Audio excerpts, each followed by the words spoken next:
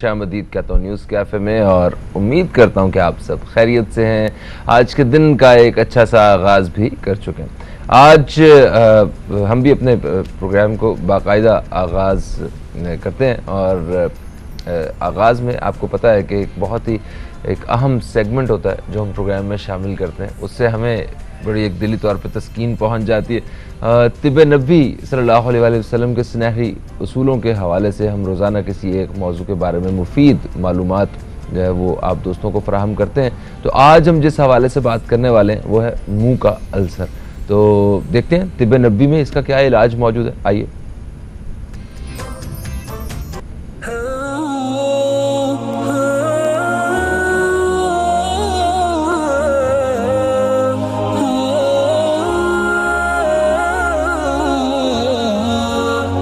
मुंह के अल्सर से हमेशा के लिए निजात पाए। मुंह का अल्सर कैसे होता है? दांत के बीच में गाल का अंदरूनी हिस्सा आ जाना, किसी किस्म के खाने से एलर्जी होना या विटामिन B12 की कमी भी अल्सर की वजह हो सकती है। अल्सर का इलाज ना भी किया जाए तो वो 3 हफ्ते में ठीक हो जाते हैं, लेकिन बाद में ये दोबारा भी हो सकता है। इसलिए इसका इलाज तिब्ब नबवी के जरिए आपको बताते हैं। नीम गर्म पानी में आधा चाय का चम्मच नमक और 1 टेबलस्पून सेब का सिरका मिलाकर 1 गिलास पानी की दिन में 3-3 बार कुलियां करें। फायदा लाजमी होगा।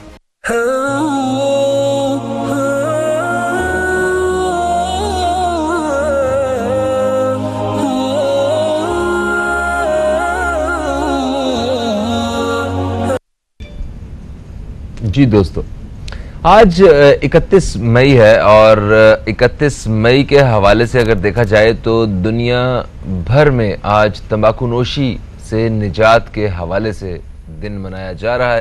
तो हमने कहा क्यों ना इस हवाले से भी प्रोग्राम में बात ज़रूर की जाए। तंबाकू नोशी एक ऐसा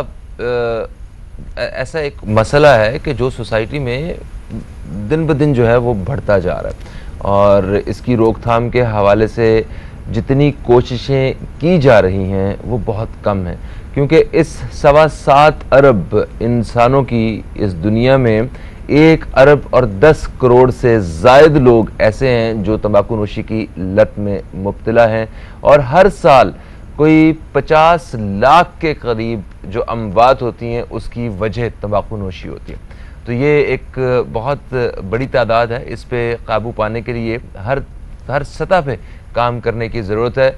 लाजमी नहीं है कि ये काम सिर्फ रियासत ही करेगी, ये काम हम लोग ख़ुद भी करेंगे अपनी अपनी जगह पे जहाँ जहाँ हम कुछ कर सकते हैं इसकी रोकथाम के लिए, तंबाकू नोशी को डिस्करेज करने के लिए उस हवाले से हमें काम करने की ज़रूरत है। और दूसरी चीज़ जो जिस तरह महज़ब माशरों में तंबाकू नोशी को डिस्करेज किया जाता है, हमें भी उसी तरह डिस्करेज करने की ज़रूरत है। हमारे यहाँ तंबाकू नोशी करने वाला ख़ुद को तो नुकसान पहुँचा ही रहा होता है, मगर अपने इर्द गिर्द बहुत से लोग ऐसे होते हैं उनको भी नुकसान पहुँचा रहा होता है। हम इस चीज़ को अप्रिशिएट करते हैं कि पाकिस्तान ने जिस तरह शीशा वगैरह पीने के हवाले से पाबंदियाँ लगाई हुई हैं, उससे काफ़ी हद तक हम इसको काबू करने में कामयाब भी हो रहे हैं स्मोकिंग को। बट जो सिगरेट्स आम तौर पर खुले आम जो है वो कोई भी ख़रीद सकता है और कहीं भी खड़े होकर पी सकता है, ये अच्छी चीज़ नहीं है। महज़ब मुआशरों में हम देखते हैं वहाँ पे दफातर में, रेस्टोरेंट्स में, बिल्डिंग्स में, आपको घरों में इतनी आसानी से जो है वो सिगरेट नहीं पीने की इजाज़त दी जाती। यहाँ पे हर जगह पे आप सिगरेट पी सकते हैं, ये अच्छी चीज़ नहीं है। एक पैकेज हमारे पास मौजूद है, आइए चल के वो देखते हैं।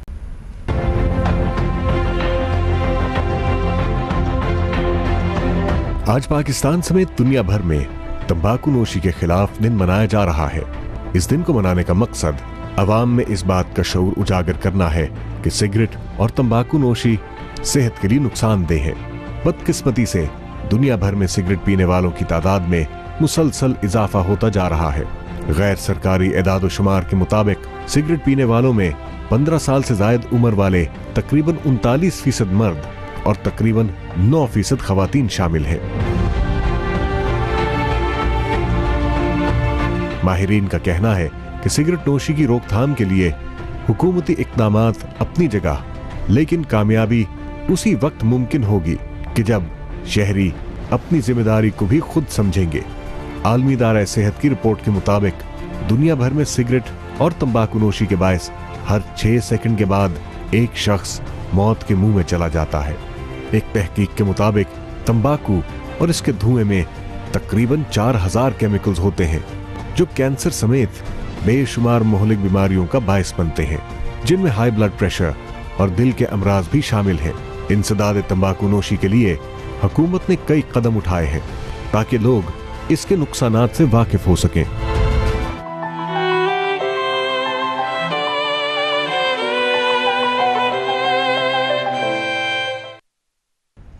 जी दोस्तों, रिपोर्ट आपने देखी। अभी मैं आपको बताऊं कि आज के इस हमारे प्रोग्राम में हमारे साथ जो आज खसूसी तौर पर ताउन किया है वो है मलका फूड्स।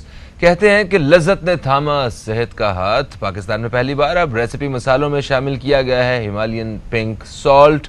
मलका मसाला पाकिस्तान में अपनी नोयत का पहला ब्रांड है जिसने अपने रेसिपी मसालों में आम नमक की बजाय 100% कुदरती और 3 बार साफ किया गया वाइटल हिमालयन पिंक सॉल्ट शामिल किया है, क्योंकि मलका मसाले जायके के साथ साथ अपने कस्टमर्स की सेहत को भी अपनी अव्वलीन तरजीह करार देते हैं।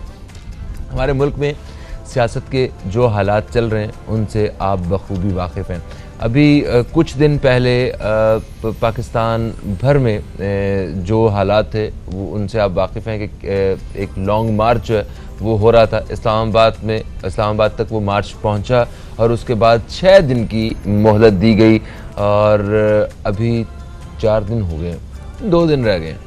ये वो 6 दिन में ये फ़ैसला होना था कि इंतखाबात कब हो रहे हैं, क्या हो रहा है, क्या अपडेट्स हैं। इस हवाले से इस बारे में हमने बात करनी है। मेरे साथ स्टूडियो में एक बहुत अहम मेहमान मौजूद हैं जिनका मैं तारुफ करवाना चाहूँगा ब्रेक पे जाने से पहले।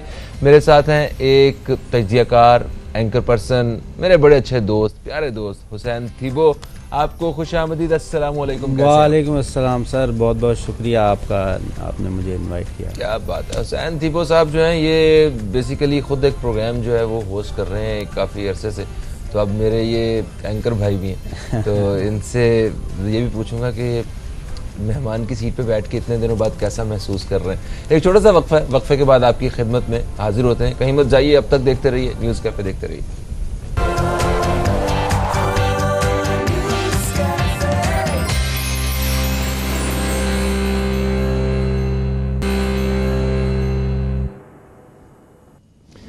वेलकम बैक, आप देख रहे हैं न्यूज़ कैफ़े। मैं हूं फ़हीम अब्बास और न्यूज़ कैफ़े में आज हम बात करने वाले हैं इमरान खान के आज़ादी मार्च के हवाले से, जिसको हकीकी आज़ादी मार्च का नाम दिया जा रहा था।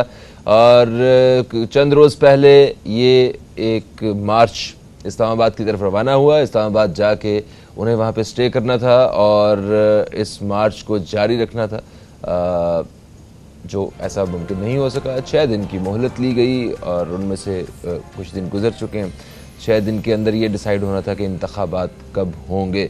जो हुकूमती अरकान हैं वो इस बात को मतलब जाहिर करना चाह रहे हैं, साबित करना चाह रहे हैं कि ये जो आज़ादी मार्च था ये फ्लॉप शो था। इसमें उतने लोग, मिलियंस ऑफ पीपल जो एक्सपेक्ट कर रहे थे खान साहब, वो इसमें शामिल नहीं थे। और हुकूमत की जानिब से भी इस हवाले से क्या बयानात रहे, इस बारे में बात करते हैं। मेरे साथ हुसैन थीबो साहब मौजूद हैं जिनका मैं वक्फे से पहले तारुफ करवा चुका हूं। हुसैन भाई कैसे हैं आप, तबीयत ठीक है आपकी? सर अल्हम्दुलिल्लाह बिल्कुल ठीक ठाक। ये अब मुझे बताएं, ये मेहमान वाली सीट जो होती है ये आसान होती है या मेज़बान वाली सीट आसान होती है? अच्छा सर, ये हम जब मेहमान बन के फिर हम आपसे सीख के हम भी मेज़बान बन गए। अच्छी बात है। अच्छा, वो जब एनर्जी और वो एक्सपर्टीज कम हो गई तो फिर हमने कहा फिर आपसे सीखने तो ऐसा है कि जो मेहमान बनना है ना वो आसान है, ये सीट ज़रा थोड़ी सी। मेरा ख्याल है कि मेज़बान बनना आसान है, उसमें आपको कुछ नहीं करना, सिर्फ सवाल करना है। बट वो सवाल भी कैसा करना है वो भी एक हार्ड है, ये एक अलग बात है। ये वो मैटर करता है। अच्छा हुसैन भाई, ये जो लॉन्ग मार्च के हवाले से, इसको हकीकी आज़ादी मार्च और हकीकी लॉन्ग मार्च का नाम दिया जाता रहा है, इसको ख़त्म करने की क्या वजह थी?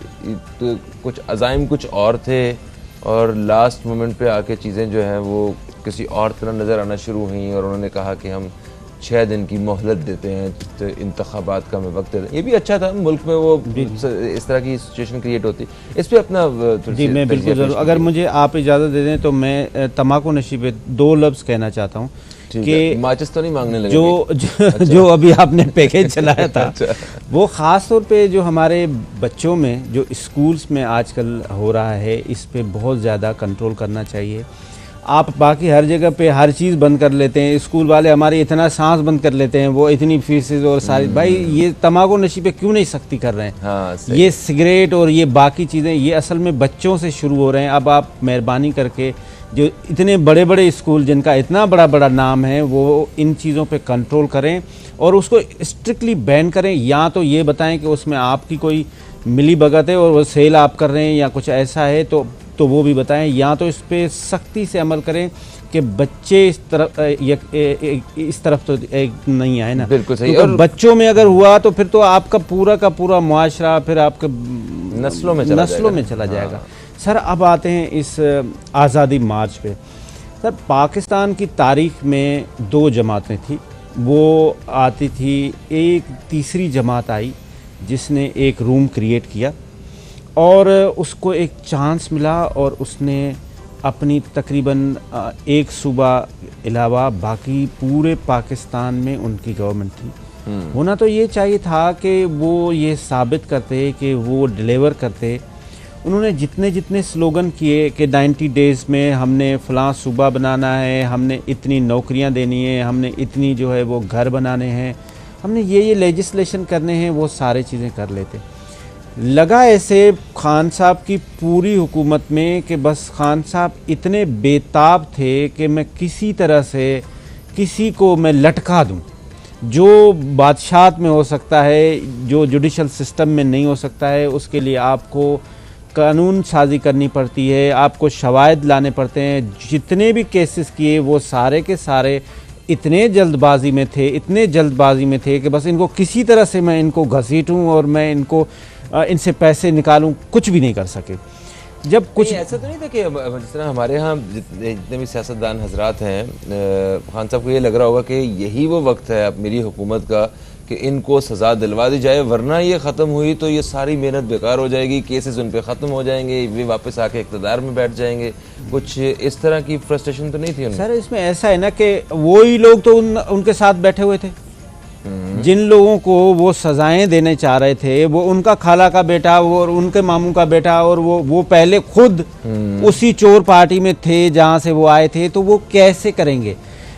इसके लिए ज़रूरी ये था कि सीरियसली पहले चीज़ों की लेजिस्लेशन करे। किसी को अमेरिका से बुला लेते थे, किसी को स्वीडन से बुला लेते थे, किसी एजेंसी को हायर कर लेते थे कि आप जाएं और आप जाके और ये पैसे रिसीव करके आ जाएं। वो उनको बताते थे कि जी हाँ बस वो पैसे वहाँ पड़े हुए हैं, मैं आपको कल ला के दे दूँगा। और उसके बाद पता चलता था कि वो हमारे वज़ीर आज़म के साथ फ्रॉड करके फ़लाँ आदमी जो है वो चला गया, फिर वो जाके टीवी पे इंटरव्यू देता था कि सही, तो हमें डिलीवर नहीं कर पा रहे। अच्छा, फिर आखिर में जब डिलीवरेंस का मसला आया, जब गवर्नेंस का मसला आया, तो वो खुद कहते थे आपके पास हिम्मत है, ताकत है, तो आप मेरे खिलाफ नो कॉन्फिडेंस लाएं, मैं आपको यूं उड़ा दूंगा। अच्छा भाई, फिर आज चलें जी बिस्मिल्लाह।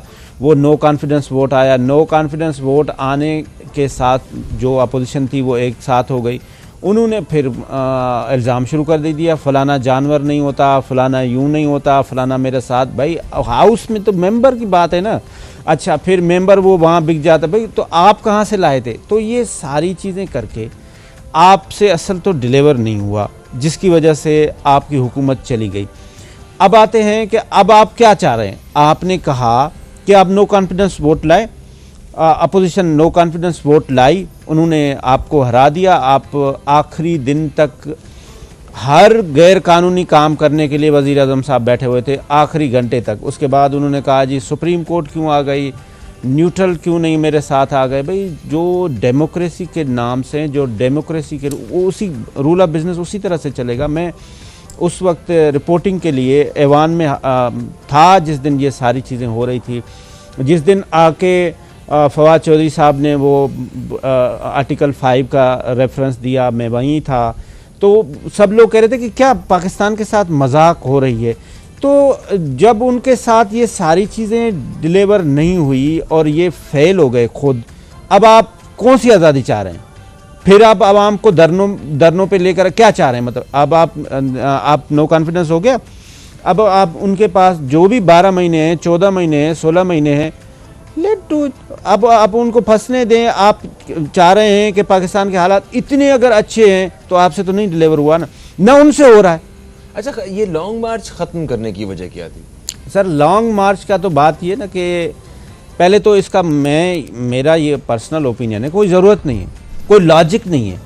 आपने अभी ऐसा होता है लॉजिक, हमारा जो एक सिस्टम है हमारे मुल्क की, जब 3 साल कोई हुकूमत कर लेता है तो चौथे और 5वें साल में सिर्फ यही हो रहा होता है। बिल्कुल उसकी हुकूमत खत्म करने के लिए, और पहले 3 साल उसे काम, अब ये जो हुकूमत आई है इसको भी मतलब काम कहाँ करने दिया जाएगा? अब ऐसा है ना हमारी अपोजिशन क्या ये वो लॉजिक ये पेश कर रहे हैं ये कि ये इम्पोर्टेड है, ये अमेरिका ने इसको हमारे वो ये कर रहे थे कि ये सिलेक्टेड है, ये सिलेक्टेड है। मतलब अब ये तो यही बात है।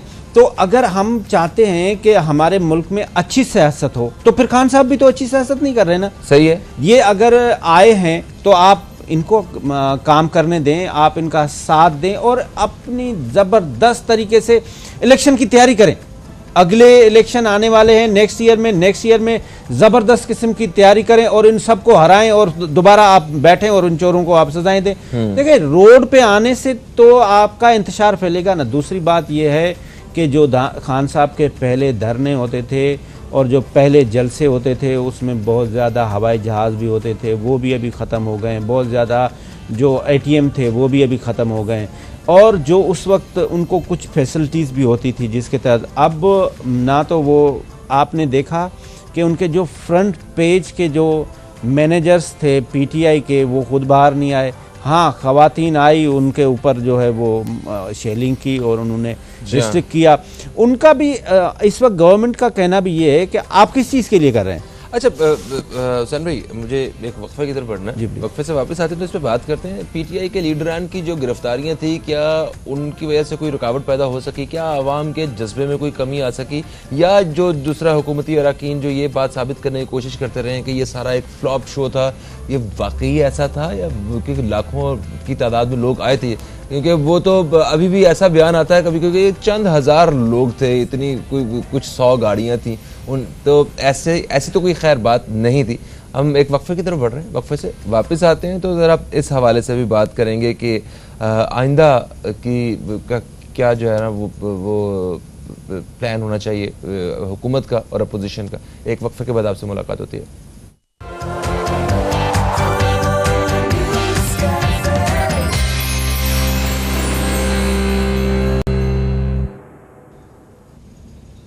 Welcome back.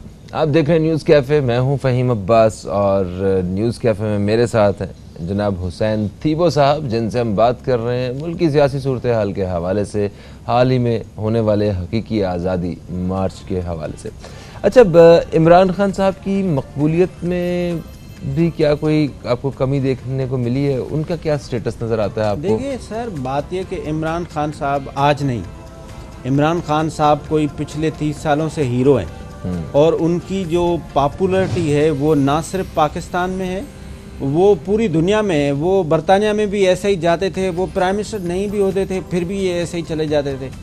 आज भी मैं समझता हूँ कि इमरान खान की जो मकबूलियत ट्विटर पे है, फेसबुक पे है, सोशल मीडिया पे है, ग्राउंड पे नहीं है। ग्राउंड पे वो लोग नहीं हैं जो वोटर हैं जो डंडे खाएं। ये आपका ये शो फ्लॉप क्यों हुआ? इसलिए हुआ क्योंकि आपके पास वो तो वोटर है ही नहीं ना। वो फ्लॉप कैसे कह रहे हैं आप शो? मैं इसलिए कह रहा हूँ क्योंकि आप खुद चले गए, आपने बैठे रहना था ना। नहीं, वो जितने लोग आए, जहाँ जहाँ से लोग निकले उन रुकावटों के बाद भी, तो क्या आपको लग रहा है कि वो लोग कम थे? या जिस तरह ये कहा जाता रहा है कि 250 लोगों के सामने और कुछ हज़ार लोगों के सामने, क्या ये ऐसी ही बात? जी, मैं आपको गुजारिश करूं कि पाकिस्तान में आप यहाँ बाहर कोने पे खड़े होकर एक ढोल वाला खड़ा हो जाए, ऐसे फ्री में 50-100 आदमी खड़े हो जाएंगे। आप आसमान को देखना शुरू कर दें, 200 आदमी। मगर ये 12 जमातें जब इकट्ठी हुई थी तो उस वक्त तो ऐसे ही कोई ढोल वोल और इन म्यूजिक के साथ भी, और हमने सुना है कि बिरयानी के वादे और पैसों के साथ भी जो है वो लोग इकट्ठे नहीं हुए थे। मैं इस पे आता हूँ ना सर।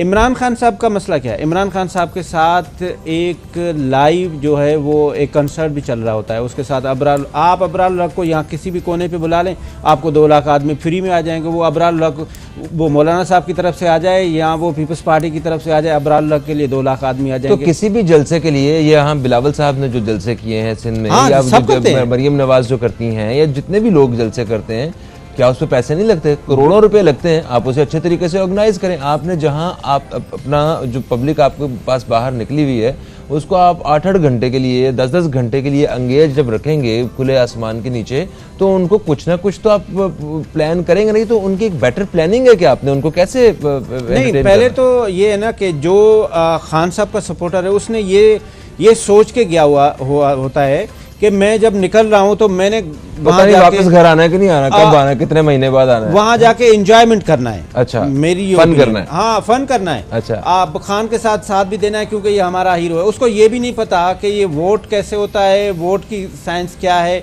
वो उसने जाके साथ देना है और उसने कहना है सब चोर हैं, बस उसके पास एक ही नारा है और कुछ नहीं है।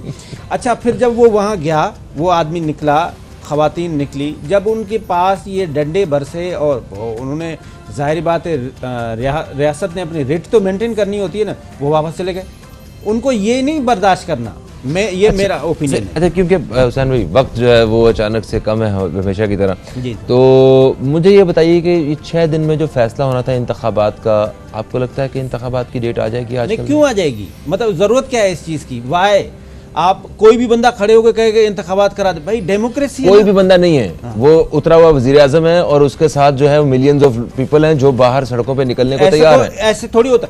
आपको अगर इलेक्शन करानी है, आप दोबारा हाउस में आए, आप नो कॉन्फिडेंस वोट पेश करें वजीर आजम शहबाज शरीफ के खिलाफ, आप आ जाए। ठीक है, ये कौन सा तरीका है कि अभी आप अभी इलेक्शंस फौरी तौर पर नहीं होने वाले? नहीं, मैं इलेक्शन बिल्कुल भी नहीं देख रहा हूं। और ये जो धरने हैं, ये इनमें कोई दम नहीं है। लॉन्ग मार्च भी दोबारा नहीं होने वाला, 6 दिन बाद जो वापस आने वाले लॉन्ग मार्च भी नहीं होने वाला। ये गाने शाने अभी नहीं चलेंगे, अभी नहीं चलेंगे, बिल्कुल नहीं, कवालियां चलेंगी। Okay, thank you so much Hussain भाई। दोस्तों, प्रोग्राम का वक्त अपने ख़त्म की तरफ आ गया। अभी तो मामला शुरू हुआ था मगर वक्त ख़त्म हो गया प्रोग्राम का। इंशाअल्लाह आपसे कल फिर मुलाकात होगी। कल तक के लिए मुझे और न्यूज़ कैफ़े की टीम को दें इजाज़त। खुदा हाफिज़। पाकिस्तान जिंदाबाद।